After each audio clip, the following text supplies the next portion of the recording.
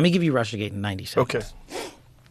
Could you imagine a time in the United States of America in the 21st century where a political party would go overseas and acquire fake foreign intelligence from a foreign intelligence officer funded by donations to that political party in the United States of America, then take that material, package it, walk it to the FBI, literally, and say, hey, we need you to surveil the opponent of our political party who happens to be running for the president of the United States, then convince the FBI to go into a secret federal FISA court that I used to use to manhunt terrorists and say, hey, I need you to wiretap, essentially, all the comms in and around Trump camp because of the material we gave you, and then have that FBI lie to the federal court and the judge in that warrant application, which is a felony, and intentionally remove information of innocence from that application just to get it above the threshold so the judge would sign it.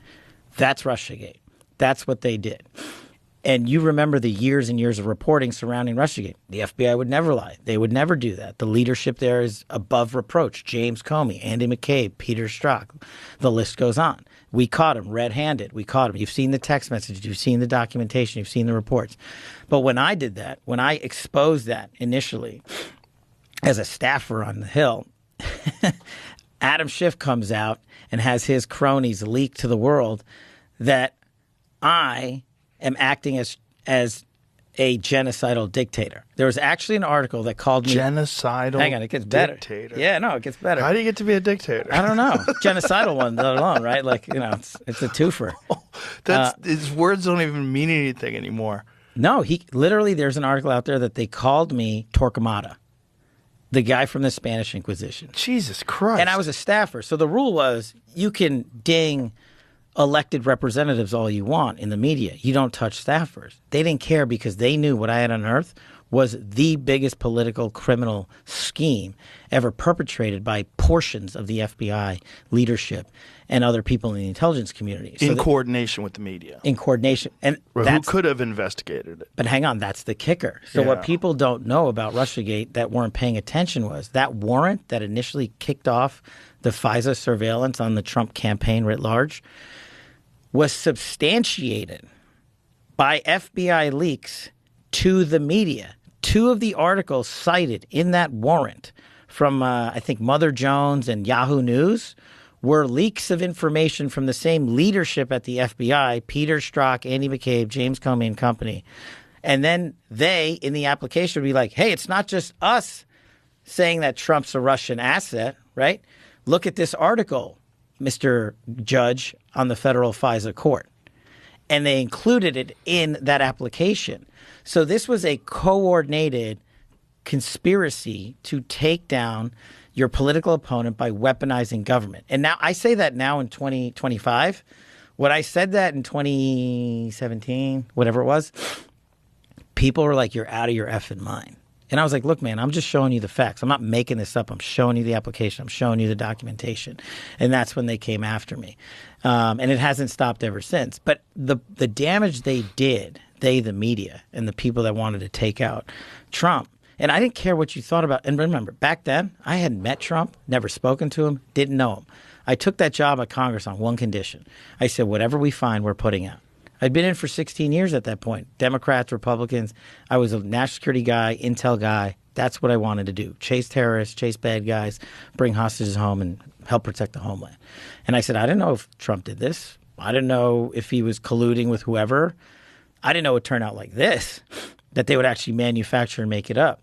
But half of America to this day still believes the narrative that the CNNs of the world pushed for 5 years. And if you look on their shows now, Russiagate keeps coming back up because we keep exposing the documents that showed how bad these guys were. And most Americans are like, no, they're already convinced. So in order to fix that diseased temple, it is just that much harder of a lift for me to go back into the FBI. We're going to get it done, but it takes so much more communication and so much more energy to get after the American people and say you were lied to. Because that's the hardest thing I think people can ever admit to themselves. Right. You were lied to. I went out for years and created a life cycle out of this lie of Russiagate. I went on TV. I made money. I wrote books. I sold political advertisements based on it. I educated my children based on it because I thought it was the truth. And some of them have come back and said, yeah, we got it wrong. But most haven't. And that's the disinformation seed, in my opinion, that started it all. And then you could talk about things like January 6th or, pick your poison, rescuing hostage or what have you. The media just never got on board. They kneecapped Trump from the beginning by participating in the Russiagate collusion conspiracy with the FBI. It's so crazy that someone could do something like that and a whole enormous group of people could do something like that with no repercussions. And to be able to operate and, say they're the trusted source in news. And you were a part of something that was one of the biggest scandals in political history. Mm-hmm. But just because it's targeted towards Trump, people look the other way.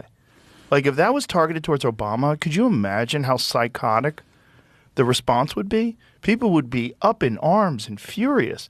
But the same people that would be up in arms and furious if somebody tried to do that for Obama are completely silent if it's happening to Trump. Yeah, just think about it. What if me, as the FBI director in the Trump administration, right, during a presidential cycle, went out there and said, hey, Republican National Committee, do you guys have dirt on whoever's running for the Democratic nomination to be president of the United States? If you don't, can you go overseas and pay a foreign national who used to be an MI6 guy, get me some bogus intel? Then I, as the FBI director, will authorize the warrant. I'll leak to the media while I'm doing it, take their articles, put it in that warrant, and then go surveil the opponent so he doesn't get elected. I would be in prison, which I should be for doing anything like that. Crazy.